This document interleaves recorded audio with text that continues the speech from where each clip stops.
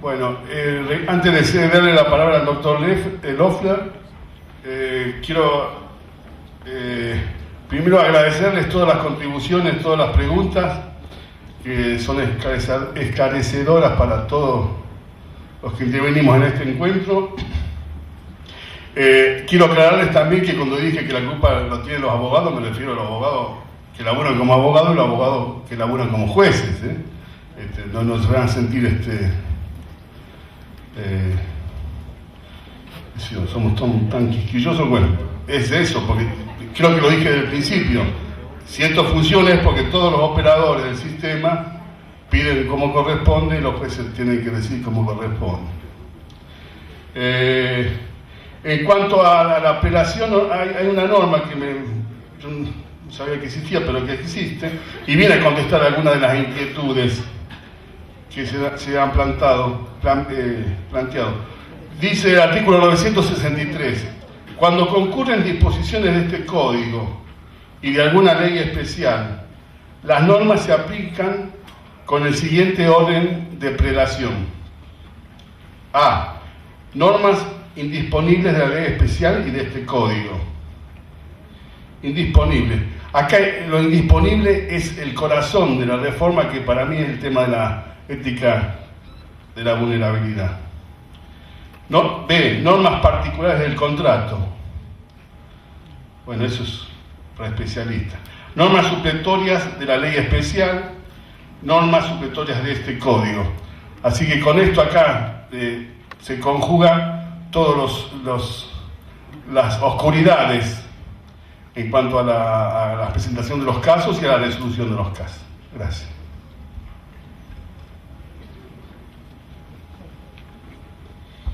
Bueno, vamos a hablar ahora del título preliminar. Yo voy a hacer una descripción muy somera para arrancar y después le cedo la palabra al doctor Loeffler. Una de las primeras cuestiones que se plantearon a la comisión elaboradora de este nuevo código fue sobre la importancia de tener un título preliminar, dado que en el sistema vigente no existía un dispositivo con estas características. El Código de Vélez no tiene un título preliminar que fija reglas generales para todo el sistema. Vamos a ver que en derecho comparado no todos los códigos incluyen un título preliminar de estas características, y aquellos que lo hacen en general incluyen un contenido más referido a reglas sobre fuentes y pautas para la interpretación. Vamos a ver que el título preliminar del nuevo código fue más allá de esto, porque además de establecer estas fuentes y reglas de interpretación principalmente dirigidas a los jueces, también va a establecer principios que van a regir el ejercicio de los derechos por parte de los ciudadanos, y también va a hacer algunas consideraciones con respecto a bienes individuales y colectivos. Todo esto vamos a ver que lo hace a lo largo de los 4 capítulos que tiene este título preliminar. En este sentido es que Lorenzetti en los fundamentos dice que se pretende que el título preliminar sea un núcleo de significaciones, porque se trata justamente de aportar reglas que confieran significación a todo el código. Vamos a empezar con el capítulo 1, que habla del derecho.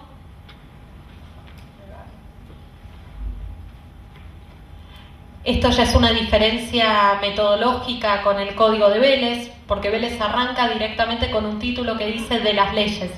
En este caso se incluye un capítulo del derecho que menciona las fuentes en general y un capítulo particular de su fuente principal, que es la ley.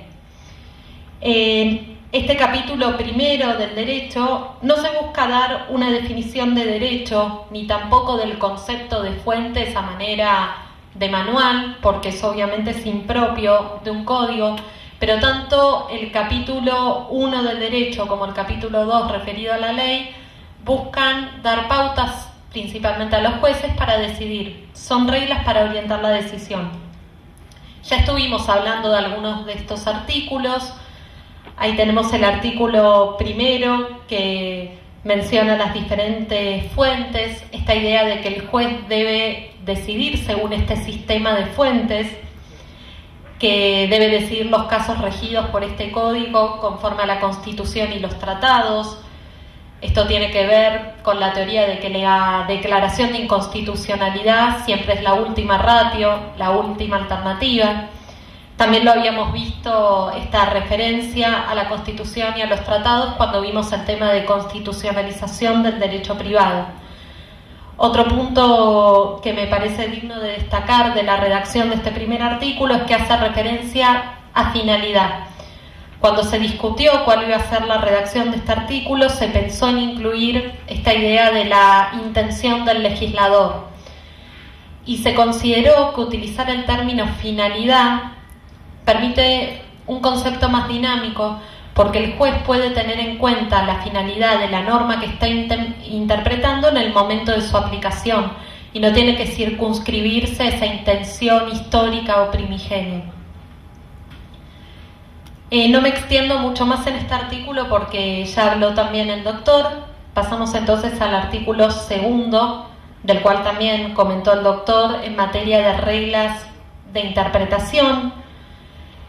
Vemos que el artículo, obviamente menciona como primera en la regla de interpretación la fuente literal, obviamente la ley, teniendo en cuenta sus palabras. Nuevamente hace referencia a sus finalidades en el sentido que les mencioné antes, las leyes análogas que ya lo había mencionado también el doctor.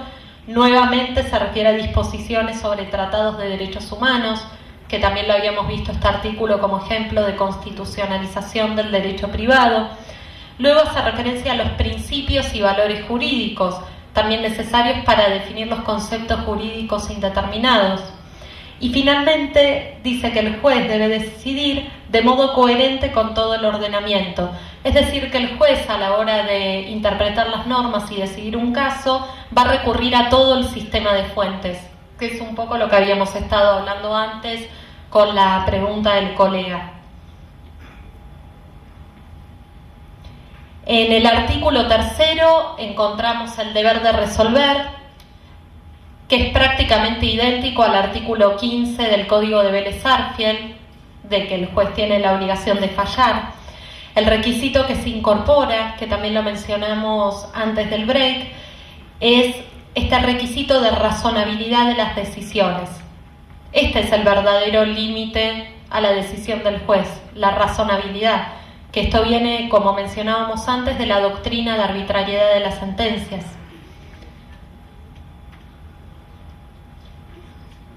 Sí. El tema es cuándo la interpretación es razonable, ¿no? Eso se ha escrito muchísimo, pero yo tengo una fórmula, la voy a transmitir porque por ahí le sirve. Pan. ¿Qué quiere decir pan? Acuérdense de pan. Lo razonable tiene que ser proporcional a la cuestión, tiene que haber una proporción en cuanto a los elementos que estén en conflicto. Adecuada, no puede ser traída de los pelos. Y la N, necesaria. Pan. Eso es razonable. Cuando algo es proporcional, adecuado y necesario para realizar el caso. Ese es un chisme valerístico. Gracias, muy útil. Básicamente esos son los artículos que integran el primer capítulo referido a derecho en general. En el capítulo segundo se trata de la fuente principal de la ley. Van a ver nuevamente que muchas de sus normas en lo sustancial son similares a las normas clásicas del Código de Vélez-Sarsfield. En el artículo cuarto, que se define el ámbito subjetivo de aplicación de la ley, la obligatoriedad de la ley para todos los habitantes, ciudadanos, etcétera, lo que se incorporó como novedad en relación al texto de Vélez fue nada más el término residentes, pero en lo sustancial se mantuvo el texto del Código de Vélez. También en materia de vigencia, esta es una norma que todos conocemos, no hay grandes novedades, que las leyes rigen después del 8º día de su publicación. En este caso, se tomó como modelo directo, además del texto de Vélez, el del proyecto de 1998, con la única diferencia que este proyecto hablaba solo del 8º día de su publicación y se le agregó el término oficial. Pero, como les dije, no hay grandes innovaciones en estos dos artículos. El artículo 6º, el modo de contar los intervalos en derecho. En este caso se tomó también como modelo el proyecto de 1998, con una diferencia. El proyecto del 98, además de estas previsiones, que son las clásicas para contar intervalos en derecho, incorporaba el instituto del plazo de gracia, de las 2 horas del plazo de gracia que todos conocemos como un instituto procesal. A la hora de elaborar su incorporación en este artículo, la comisión redactora consideró que por tratarse de una cuestión procesal y que podía variar su regulación entre las provincias, no era propio incorporarla en un código de fondo. Por eso no se incluyó en este artículo.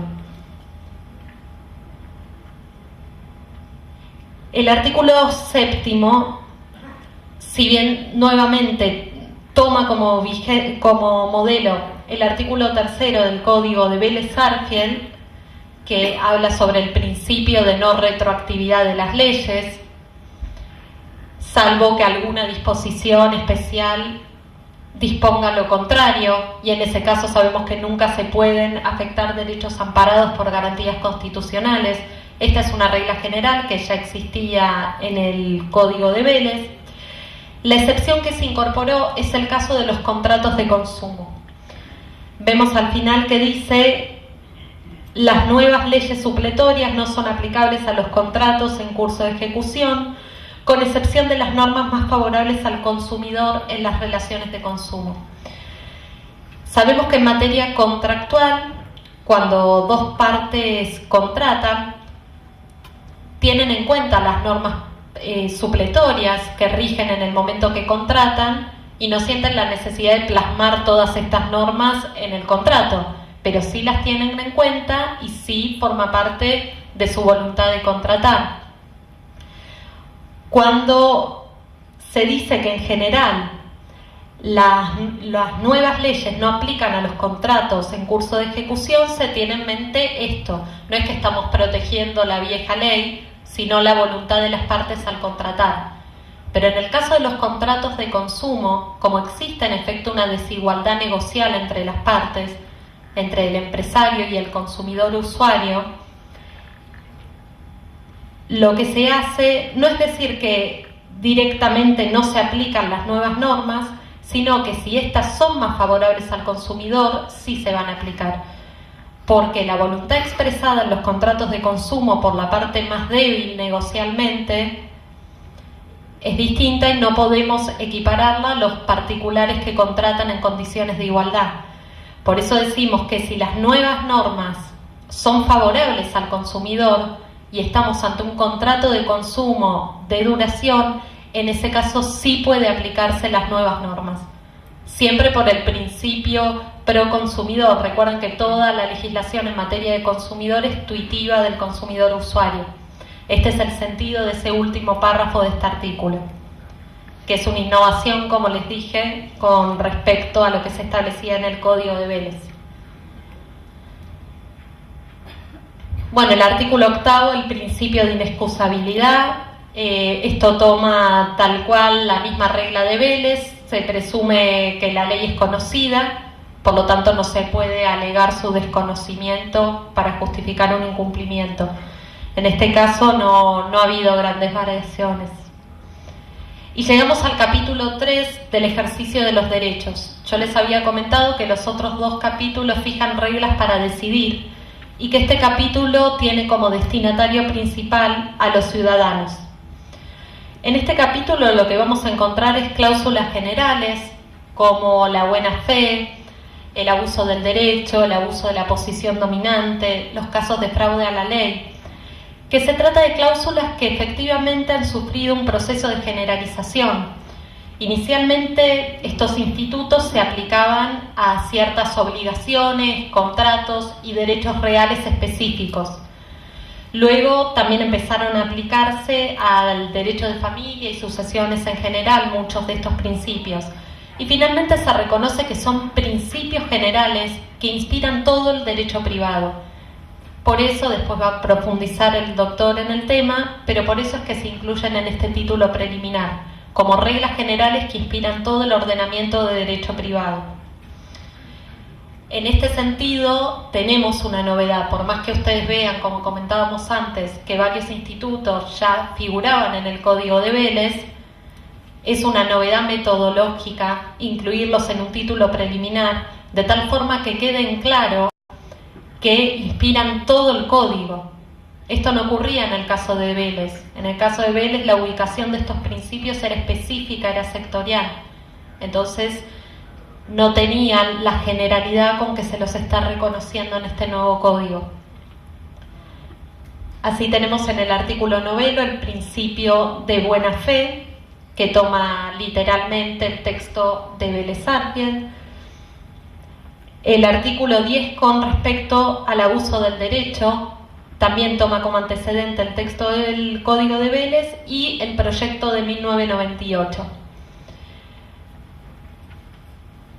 Con respecto al abuso de posición dominante del artículo 11, ¿se acuerdan que ya habíamos comentado que estaba inspirado en el artículo 42 de la Constitución Nacional, cuando habla también de la protección de los consumidores y usuarios contra los monopolios, distorsión de los mercados, etc.?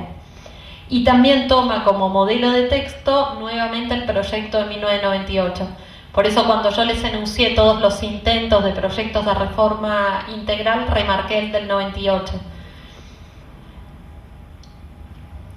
El artículo 12, que habla del tema de orden público y fraude a la ley. En lo que hace al orden público, también se toma la redacción de Vélez del artículo 21.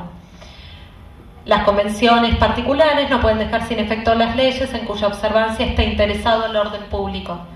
Es tal cual el artículo 21 de Vélez. En materia de fraude a la ley, se tomó una vez más como modelo el texto del 98. Y eso puede estar bueno también para ustedes leer fundamentos o doctrina que se escribió con respecto al proyecto del 98, porque mucho es aplicable. Muchas normas de ese proyecto, les reitero, se tomaron como modelo. En el artículo 13 se regula la renuncia general a las leyes. Obviamente que se prohíbe porque afecta la obligatoriedad de la ley, si renunciamos los efectos en un caso particular, pero no a las leyes en general. No hay tampoco tanta innovación en esa materia. Y finalmente llegamos al artículo 14, que ya lo habíamos mencionado antes, como un ejemplo de constitucionalización del derecho privado. Efectivamente, el Código toma la división constitucional entre derechos individuales y derechos de incidencia colectiva, y prevé especialmente que la ley no ampara el ejercicio abusivo de los derechos individuales cuando estos puedan afectar derechos de incidencia colectiva. Y especialmente menciona el caso del medio ambiente. Obviamente esto es en consonancia con el artículo 42 de la Constitución. Después entramos al capítulo de derechos y bienes, que da algunas nociones generales sobre bienes individuales y colectivos. Y en esto varía el paradigma y la concepción con respecto a lo que ocurría en el Código de Vélez. En el Código de Vélez, en materia de derechos reales, se hablaba del patrimonio como atributo de una persona, se focalizaba en la relación entre un sujeto individual y un bien, y este bien obviamente con un valor económico. Esa es la base de la estructura de la concepción patrimonial en el Código de Vélez, y excepcionalmente reconocía ciertos bienes del dominio público. La cuestión, las problemáticas que se presentaron, es que aparecieron ciertos bienes de la persona que tenían una utilidad sin tener necesariamente un valor pecuniario.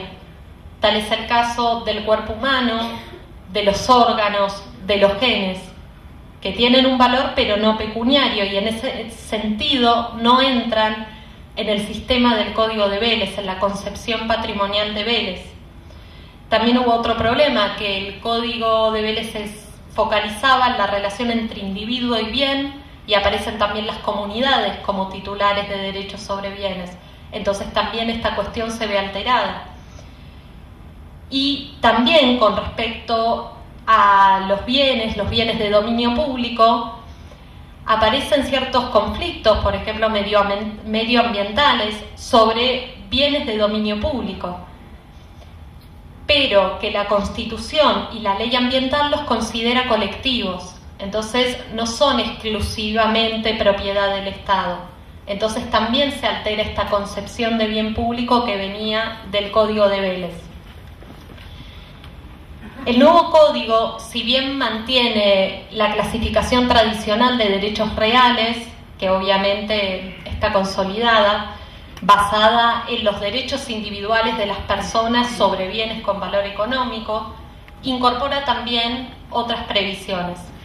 En los artículos 15 y 16 de este capítulo, vamos al artículo 15, las personas son titulares de derechos individuales sobre los bienes que integran su patrimonio. Esto vemos que sigue la concepción del Código de Vélez-Arfiel, esta relación sujeto-individual, bien con valor económico. Y en el artículo 16, cuando habla de bienes y cosas, también habla de que los derechos individuales que refirió en el artículo anterior recaen sobre bienes susceptibles de valor económico.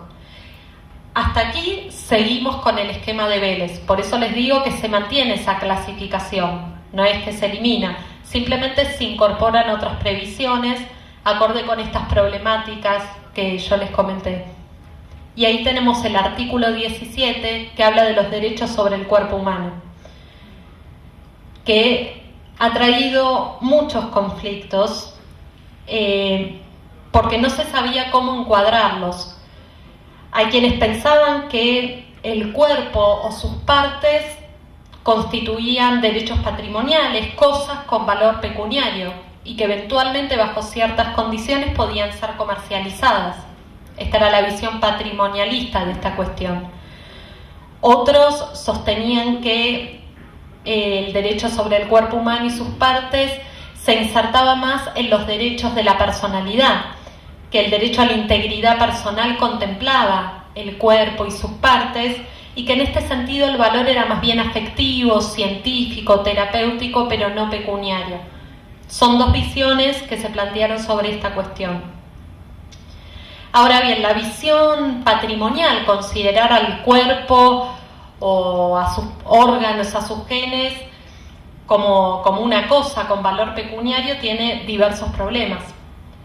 Tiene problemas lógicos porque tenemos una identidad entre el cuerpo, cosa y persona, entonces se nos altera ese esquema tan sencillo de la persona como titular de una cosa. Entonces ya nos presenta un problema lógico considerar como un bien con valor pecuniario las partes del cuerpo.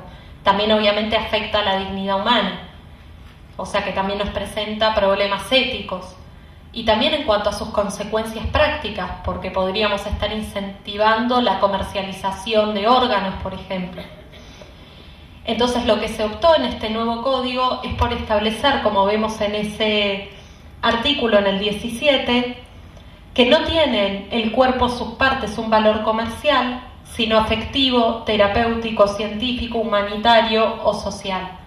Vemos que no se tomó esa visión patrimonial del cuerpo, las partes como una cosa, por todos estos problemas que yo les planteé que presentaba ese tipo de concepción.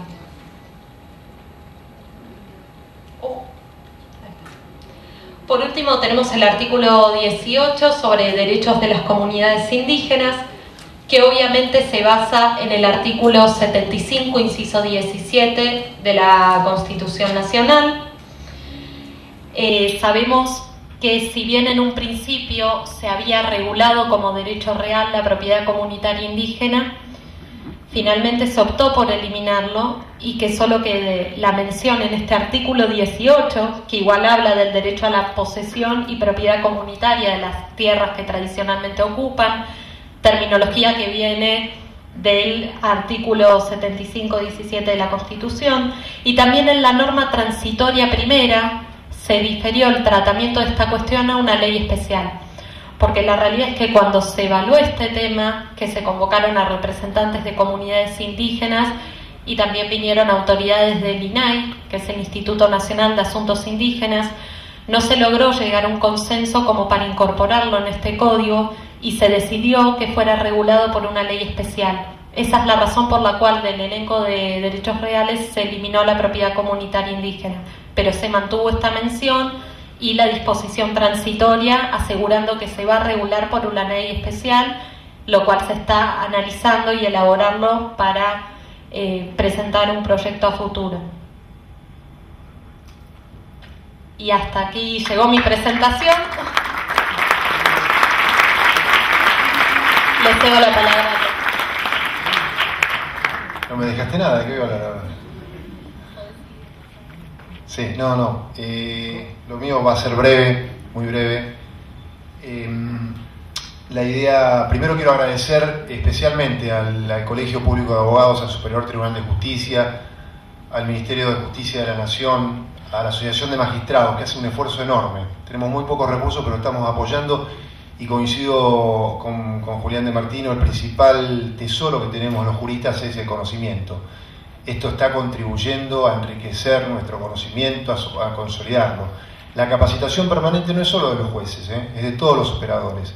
Y por eso también tengo que felicitar a los abogados que han concurrido hoy, porque es difícil. Cuando he estado en la profesión, siempre dije que el ejercicio de la profesión a veces nos embrutece porque nos relega de esto de estar, de estar investigando, de estar estudiando un tema en profundidad, porque tenemos que estar pagando el sueldo, pagando la luz, atendiendo algún problema con un cliente, y a veces uno deja para después, posterga la capacitación, así que los felicito por el esfuerzo que han hecho.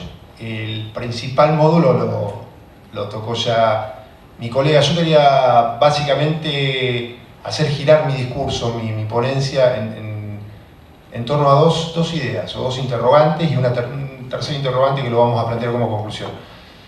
Pero hay dos interrogantes que después de haber escuchado todo esto me refuerzan las dudas que tengo, ¿no? Y el pregunto es, ¿cuál es la importancia de que nuestro nuevo Código Civil y Comercial de la Nación cuente con un título preliminar? ¿Es necesario que tengamos un título preliminar dentro del código? Y la verdad es que puedo llegar a comparar, que es el tema en el cual mejor me manejo, es la materia constitucional, y la pregunta la traslado y digo, ¿es necesario que la Constitución de un Estado, de una provincia, tenga preámbulo? Que sería el equivalente al título preliminar. Les pregunto, ¿conocen alguna Constitución que no tenga preámbulo? ¿Qué es el preámbulo? Mitre decía que era el pórtico de entrada a una iglesia, ¿no? El preámbulo de nuestra Constitución define los principales objetivos, el espíritu, la filosofía de ese texto normativo está ahí, está en el preámbulo. Hay constituciones que no tienen preámbulo, por ejemplo la de Entre Ríos. Ahora leí hace poco un artículo en un periódico de Entre Ríos. El año pasado estuvimos en las jornadas de derecho que se hicieron en la ciudad de Paraná, o el anteaño, ya me confundo con los años, con tanta cosa en la cabeza, pero en las jornadas científicas de derecho en Paraná, y leí en los diarios que un grupo de legisladores provinciales estaba presentando una iniciativa para reformar, declarando la necesidad de reforma de la Constitución y darle un preámbulo a esa Constitución que no lo tiene. O la Constitución de Sudáfrica, creo que la de Holanda tampoco tiene preámbulo. Pero bueno, comparo y digo, ¿es necesario? ¿Necesitamos el título preliminar para ver cuál es el espíritu del nuevo código? Para ver cuáles son los alcances, cómo el juez debe interpretar las normas. Y yo pienso que sí. Quería compartir con ustedes, no soy doctor en Derecho, soy doctorando en Derecho. Por ahí vi que les dijeron que estoy haciendo la tesis doctoral, y en una materia en Filosofía del Derecho estuvimos analizando cómo surge el Código Napoleón, el Código de 1804, que es el paradigma en teoría al cual se está anteponiendo el Código Nuevo en Argentina. El Código de Vélez se inspiró fuertemente en el Código Napoleón.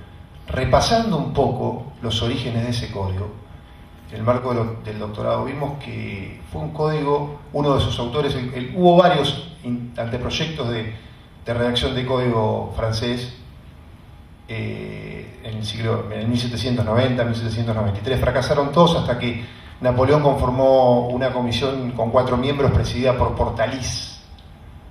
Este doctrinario francés, Portalis, escribió el discurso preliminar, lo que fue el discurso de presentación del código cuando se lo elevó a Napoleón Bonaparte. Y uno de la lectura del discurso son 20 páginas, 15 páginas. Hay algunos párrafos que nos marcan cuál fue el espíritu de ese código. ¿Fue un código positivista, legalista? No, fue un código ius naturalista. A pesar de que todos pensamos lo contrario, a pesar de que hoy nos venden que esta reforma provoca un cambio de paradigma. Por ejemplo, voy a leer textualmente porque no voy a estudiar de memoria 4 párrafos, se los voy a leer, son cortitos. ¿Qué decía Portalice en su nota de elevación? Nos hemos preservado igualmente de la peligrosa ambición de querer regular y preverlo todo, que es una de las características del proceso de codificación, la completitud. La completitud. Todo en el código. Si no está en el código, el juez no puede resolver, no puede aplicar leyes análogas, tiene que remitirle al legislador para que el legislador dicte una norma para el caso concreto. Entonces recuerden, Portalice estaba en una posición contraria. ¿Quién podría pensar que son aquellos mismos a los que un código les parece siempre demasiado voluminoso, quienes se atreven a prescribir imperiosamente al legislador la terrible tarea de no abandonar nada a la decisión del juez? ¿Quién puede decir eso? Nadie. Esa es una de las ideas de Portalice. Seguía Portalice, autor principal del Código de Napoleón. Una multitud de cosas es, pues, necesariamente abandonada al imperio del uso, a la discusión de los hombres instruidos, al arbitraje de los jueces. No me está hablando Portalice de un juez autómata, de un juez que aplica el derecho, el silogismo teórico, subsume el hecho a la norma y dicta sentencia. No. Portalice quiere que el juez discuta, que se pelee con su otro colega. Esto lo está diciendo en el segundo párrafo que seleccioné. Y hay un tercer párrafo también es importante. De ahí que en todas las naciones civilizadas se vea siempre formarse, junto al santuario de las leyes y bajo la vigilancia del legislador, un depósito de máximas, de decisiones y de doctrinas que se depura diariamente con la práctica y con el choque de los debates judiciales.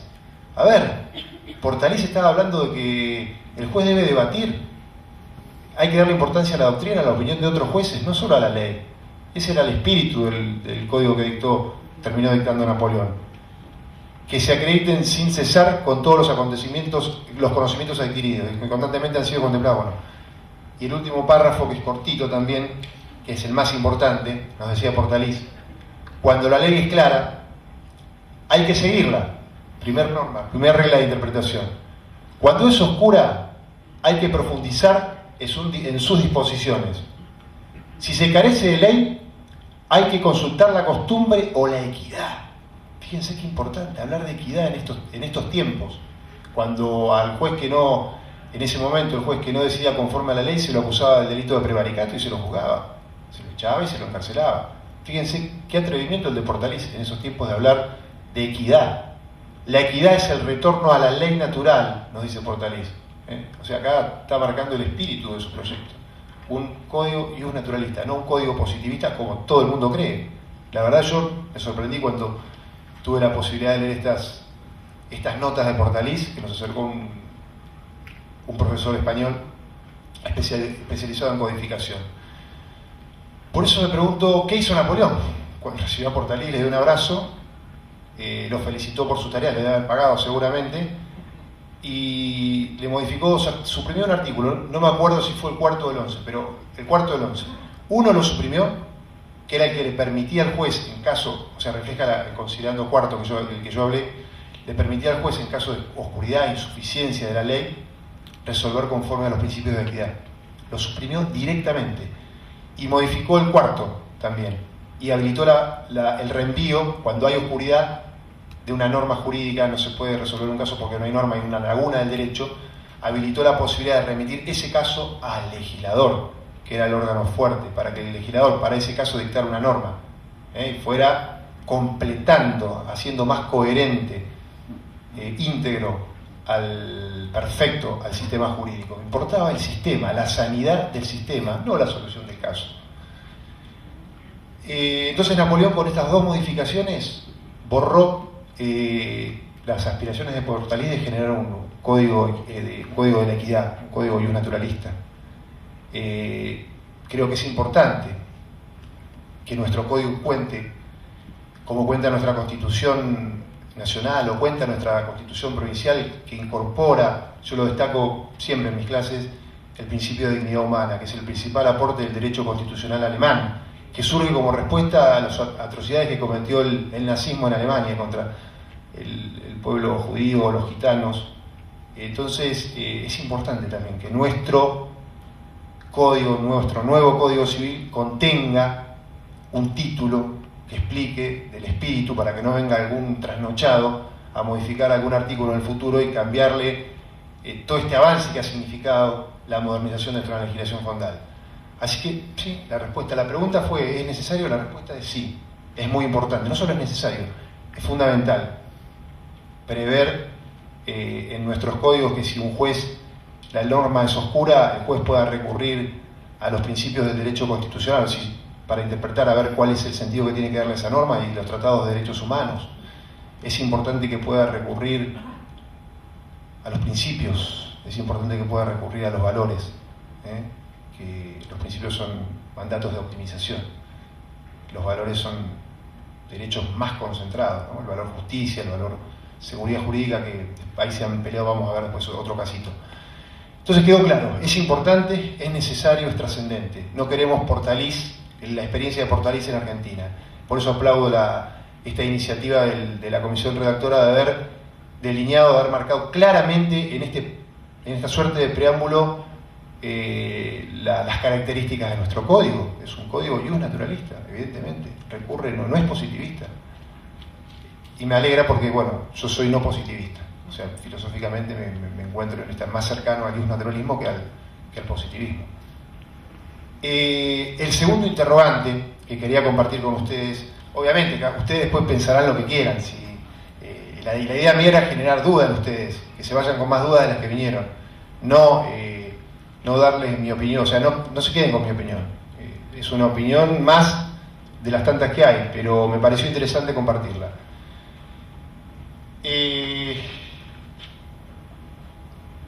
La segunda pregunta que me hago, que quería también compartir con ustedes a la luz de lo que dije, es si existe realmente un verdadero cambio de paradigma. Y estamos dudando, yo por lo menos dudo. Así como hablamos de constitución material, ¿se acuerdan cuando hay algunos alumnos aquí de Derecho Constitucional? Y los saludé, o exalumnos que he tenido en Constitucional, y hablábamos de constitución material y de constitución formal, y explicábamos cuáles eran las diferencias, porque, y también lo quiero aclarar, este cambio de paradigma, este cambio de modelo, también implica un cambio en los métodos de enseñanza. Se abandona el método napoleónico, no va más la clase magistral. Esto que estamos haciendo nosotros es horrible. Sentados acá arriba hablando, lo ideal es no aprender en solitario. El codificador, o sea, durante el proceso de la codificación se aprendía en solitario, se aprendía acumulando conocimiento, se confundía acumulación de conocimiento con sabiduría. Sabiduría es otra cosa. Ahora quiero aprender dialógicamente, quiero dialogar con mis alumnos, quiero enriquecerme de lo que opinan ustedes. Fue muy interesante la participación de Horacio y del colega haciendo preguntas, porque a uno le permiten dar otro punto de vista, y mi punto de vista se suma al punto de vista de ustedes, y nos vamos enriqueciendo. Como decía Confucio, lo dije en otra charla y lo he dicho en una campaña, después me pusieron titular Confucio Lofler, pero estábamos haciendo campaña visitando a los vecinos y me preguntó un periodista: ¿qué estás haciendo? No, estamos trabajando en el plano de las ideas, no venimos con una manzana. Confucio decía: si vos tenés una manzana y yo tengo otra manzana, yo te doy mi manzana y vos me das tu manzana, ambos vamos a seguir teniendo una manzana. Pero si yo te doy una idea y vos me das tu idea, ambos nos vamos a enriquecer, vamos a tener dos ideas cada uno. Entonces, de eso se trata esta charla. Que ustedes hoy, a través de la explicación del primer título, es el primer módulo, es un módulo muy genérico, vamos a hablar de grandes principios, de grandes ideas, se lleven, salgan enriquecidos, acrecienten su conocimiento, generen el hábito filosófico, de esto de analizar con sentido crítico. Entonces, esa también es la función del cambio de paradigma. Pero yo me pregunto, ¿existe realmente un cambio de paradigma? ¿Pasamos de un sistema de positivista, como teóricamente fue el Código de Vélez, a un sistema ius naturalista, donde hay otras cuestiones, donde el razonamiento judicial, el juez Ahora, a la hora de resolver un caso no aplica más el silogismo teórico. Ahora importa el saber práctico. Tengo que construir el silogismo, tengo que construir los hechos. Hay planos en el razonamiento judicial. Tengo un plano fáctico. Están los hechos. ¿Qué hecho? ¿El hecho bruto, como tomaba el codificador, se tomaba en la época de la codificación? ¿O el hecho definido? Es el hecho definido, el hecho que yo obtengo a partir de la prueba del expediente. Ese es el que importa, no el que me presenta una de las partes. Ese hecho, el que está probado. Cuando analizo el plano fáctico, ¿qué utilizo? ¿La ley? Perdón, el plano jurídico, regulatorio. ¿Qué utilizo? ¿La ley como única norma, como única fuente de inspiración? No. Ahora utilizo todas las fuentes que me permite utilizar el Código Civil. Hay un cambio, es un cambio importante. Cuando analizo el plano lógico, ahora hay problemas semánticos, hay problemas cuando analizo el plano lingüístico o cuando analizo el plano axiológico. Ahora importa, cada derecho tiene un valor, tengo que tener en cuenta el valor del derecho. Cuando peso principios, tengo dos principios que se oponen, y los pesos, estoy ponderando, estoy diciendo, me parece que en este caso particular, y la libertad de expresión y el derecho de huelga. No, acá va más la libertad de expresión o el derecho de huelga frente a la educación. Los pesos, digo, no, en este caso concreto, me parece que más importa el derecho a la educación de nuestros hijos. Entonces eso es ponderar, eso está dentro del nuevo paradigma. Me pregunto, por eso cuando hablé de constitución formal y constitución material, yo creo que acá hay un cambio de paradigma, sí puede haber un cambio de paradigma, pero no real. No real. Hay un cambio a lo sumo de paradigma formal. ¿Y por qué? Lo voy a explicar. A mí me gusta mucho, ahora vamos a publicar un trabajo el mes que viene sobre la importancia del hábito filosófico en la universidad actual, donde explicamos cómo debe funcionar o cuál es mi visión respecto de una universidad moderna. En la maestría que tuve la suerte de hacer en la Universidad Austral, trabajé sobre dos también, la importancia del saber práctico para definir y operar el derecho. Y también hice otro trabajo, la importancia de los principios jurídicos en el modelo alexiano de 3 niveles. Me gusta hablar de la importancia. Pero en ese trabajo que hice busqué un caso. Digo, a ver, voy a buscar un caso que sea el reflejo fiel de lo que era el juez decimonónico. El juez del Código Napoleón, entre comillas, el Código de Vélez, ese que tiene a la ley como única fuente del derecho. Vamos a buscar un caso. Y bueno, me puse a revisar, y en el tomo segundo de la ley, gracias a Dios, heredé de un tío de mi señora todos los tomos de la ley hasta el año 80. Y en el tomo segundo, empecé por el primero, no encontré ninguno. En el tomo segundo encontré un caso interesante. Se los voy a contar brevemente, un precedente, se denomina Sánchez. Un trabajador Sánchez tiene un accidente de trabajo, inicia un juicio, lo gana obviamente, el accidente fue en el año 31, el juicio lo termina en primera instancia en el año 34, lo gana por la suma de 2.360 pesos, llega a Cámara, la Cámara dicta sentencia y reduce el monto, lo baja a 1.600 y pico. El Sánchez se queda ahí, se conforma, cobra y se va a su casa. Como a los 2 años vuelve a iniciar un juicio, porque se da cuenta, investigando, descubre que los médicos que habían echado la pericia en segunda instancia habían cometido fraude, habían fraguado un informe y con ese informe le redujeron la indemnización. Entonces el juez de primera instancia ahora le dijo, mire, usted ya este juicio es cosa juzgada, no importa la injusticia que se ha cometido con usted, acá lo que importa es el valor de seguridad jurídica, no podemos reabrir este caso. Y se remitió al artículo 1535 del Código Civil francés. No teníamos la figura no de causa de instancia, no, de la... Hay quien que me ayude con la memoria. ¿Cómo? No, sentencia irrita ahora después. Ahí había identidad de causa, objeto y... ¿Cómo? Había causa jugada formal, ¿no? Había causa jugada formal, coincidía el objeto, el sujeto y la causa. Entonces el juez le dijo, mire, acá no tengo ninguna norma en el ordenamiento jurídico argentino que me permita resolver este tema, acudo a una norma del derecho francés, que es el código en el cual nos inspiramos nosotros, y le rechazó la nueva demanda por cosa juzgada. Llegó a la Cámara y la Cámara, creo con 18 palabras, por su fundamento se confirma la sentencia de grado. Esa fue toda la sentencia de Cámara y ese hombre quedó ahí con esa causa, con con ese precedente. 1935. 1938 se publica la ley. Y ahora comparo, digo, pucha, antes de la reforma del código tengo varios casos. Por ejemplo, Zaguir y Dib, que nos gusta citar con Bachi. En Zaguir y Dib, ¿qué dijo la Corte? ¿Recuerdan? Es un caso paradigmático, parece que es un cambio paradigmático dentro del ordenamiento jurídico. Se lo voy a resumir, no se lo voy a contar. Zaguir y Dib eran dos hermanos, una hermana de menos de 18 años. La ley en ese momento vigente impedía el trasplante, la donación de órganos, que las personas que tuvieran menos de 18 años pudieran donar órganos. Y esta chica tenía a su hermano que se moría. Tenía 17 años y 2 meses.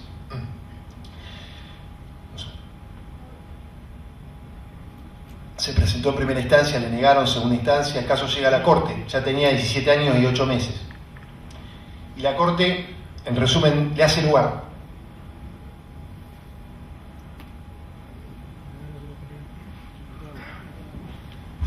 Le hace lugar a la demanda y permite el trasplante. Pero ¿qué dice la Corte? ¿Cuál fue el resumen de la Corte en ese momento? O sea, ¿cuál fue el motivo que tuvo en cuenta la Corte para resolver? No hay que aplicar automáticamente la ley. La ley no se debe aplicar automáticamente. Hay que ir a la finalidad. Por eso cuando habló ella de finalidad se me prendió. Hay que ir a la teología de la norma. ¿Cuál fue la finalidad? ¿Se está cumpliendo con la finalidad en este caso? No. ¿Qué hizo la Corte en Vera Barros? ¿Se acuerdan de Vera Barros? Una pensión de una mujer que tenía 48 años. Le faltaba la mujer viuda, que está a cargo de su padre o de su madre, tenía por la ley 18038 o 18037 derecho a cobrar la pensión de su padre si la había cuidado durante más de determinado, creo que 20 años, y tenía 50 años de edad. Esa mujer lo había cuidado toda la vida, había dedicado su vida al cuidado de su padre, pero tenía 48 y 7 meses. Vera Barros llegó a la Corte y la Corte obviamente hizo lugar a la demanda y le apuntó no a la norma, apuntó al fin. Fue intuitivo. Tenemos Centro Financiero, que yo lo utilizo en mi trabajo y lo comparo, y lo analizo en profundidad. Es un trabajo que lo voy a publicar porque está interesante. No lo tendría que decir yo que lo escribí, pero es muy ilustrativo, y veo estos fallos, hay muchos fallos más. Tenemos acá, mismo en Tierra del Fuego, un caso, un precedente de Bamonde, Marcelo Bamonde, muy interesante también, con utilización de la Corte. Obviamente, por ejemplo, en el Centro Financiero hubo 3 jueces de la Corte, Belucio, López Caballero y no recuerdo el otro nombre, que dijeron no, que del sesgo positivista, que dijeron no, acá hay cosas. En el Centro Financiero se planteó también una cuestión donde se aludió a la equidad. Una sentencia, una verificación de créditos, Banco Central, con una verificación de créditos del Banco Central en una causa del Centro Financiero sobre quiebra, verificación tardía, termina, condenan en costa al incidentista. Verificación tardía, condenan en contra al incidentista. Primera instancia, segunda instancia, bueno, llega a la Corte, y la Corte dice que había que aplicar capital más interés, y eso era la base regulatoria para calcular honorarios. Vuelve a primera instancia, sacan la cuenta y eran 52 millones de pesos. Una barbaridad, tiene que pagar el Banco Central. Primera instancia, saca la sentencia, ya venía cosa juzgada de la Corte. Va a Cámara, la Cámara confirma, va al Superior. El Superior deja sin efecto, el Superior de Córdoba deja sin efecto y la Corte después ratifica. Y hablan de la cosa juzgada irrita, la cosa juzgada irrita porque era evidentemente inequitativo. La pregunta que me hago, estos fallos son el Centro Financiero desde el 2003, Vera Barros es de la década del 90, gobierno de Menem, Barra votando, y Zaguir y Dib es de 1981.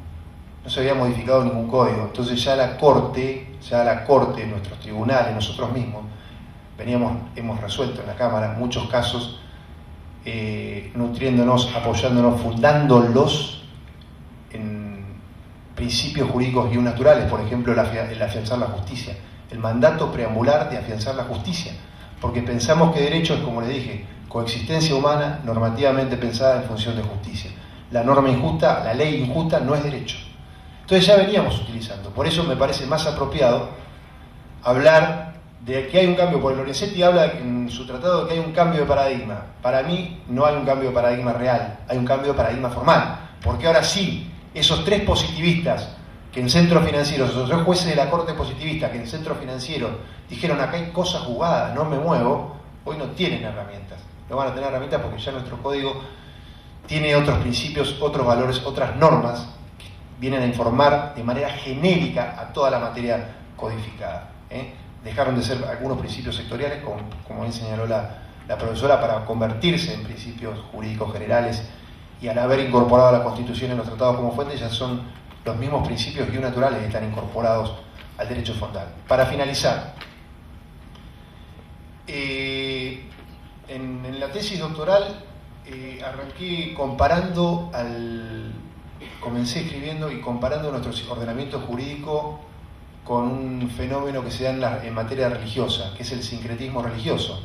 ¿Qué hace el sincretismo religioso? El sincretismo religioso toma de cada religión lo mejor. Tomo lo mejor del judaísmo, tomo lo mejor del cristianismo, tomo lo mejor de los maometanos y conformo una nueva religión. Y me puse a pensar en nuestro ordenamiento jurídico. ¿Qué tomamos del derecho norteamericano? La Constitución de Filadelfia de 1787, con un sesgo marcadamente naturalista. E inclusive nuestro actual artículo 33 de la Constitución nos permite, dice claramente que los derechos, las declaraciones y garantías enunciados en esta Constitución no deben ser entendidos como negación de otros derechos no enunciados, que nacen de la forma republicana de gobierno y de la soberanía del pueblo, o de la soberanía del pueblo y la forma republicana de gobierno. Entonces ya también ahí me estaban marcando un sesgo. Cuidado, que no todo hay que escribirlo, no todo tiene que estar positivizado para poder exigir. Salió el amparo gracias a este principio constitucional. La garantía del amparo surge de ahí. En Siricot la Corte invoca el artículo 33. Entonces es muy importante. Tenemos en nuestro ordenamiento jurídico que venga la Constitución de Estados Unidos, que es la mejor. Che, en derecho penal, ¿qué hacemos? Copiemos a los alemanes. Traemos todo el aparato jurídico del derecho alemán, o la mayor parte. Y en procesal, ¿quién anda bien? Los españoles andan muy bien. Bueno, y aparte estamos aplicando acá el procedimiento español. Entonces agregamos el ordenamiento jurídico como si se chocaran en Argentina, se unieran, se fusionaran naciones del mundo. Estados Unidos, Alemania, Francia, y en el derecho civil que hicimos, trajimos el Código Napoleón. Teóricamente, sí, Vélez se copia del Código Napoleón, o lo toma, se inspira, no digo copia, se inspira fundamentalmente en el Código Napoleón, es mejor. Entonces, aplaudo esta reforma. Lorenzetti dice, y claro, ahí en realidad se produce una discordancia, porque nuestra Constitución, que es el esqueleto de todo el ordenamiento, es de sesgo y un naturalista, y el Código vigente, que estuvo vigente más de 140 y pico de años, es de sesgo positivista. Ahí hubo grandes controversias, como el caso que les mencioné del presidente Sánchez de 1935, injusto, ¿no? Que mal se resolvió. Me parece ahí, no sé si coincido con el término con Lorenzetti, pero me parece que es feliz nuestro código en esta materia, porque se viene a sincerar con el resto del ordenamiento jurídico. Se viene a sincerar. Lorenzetti habla que viene a ser coherente. No me gusta hablar de coherencia porque justamente la coherencia es una de las notas de la codificación francesa. Completitud, coherencia, unicidad. Acá prefiero hablar de armonía. Tenemos un código más armónico. Espero que lo usemos bien.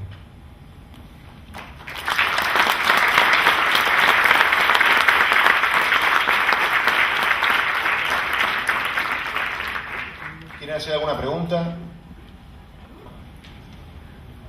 Estamos por finalizar la jornada y estamos atentos al próximo módulo que ya va a ser más específico de la materia que abordemos. Calculo que va a ser el de familia, ¿no? El de familia. Gracias.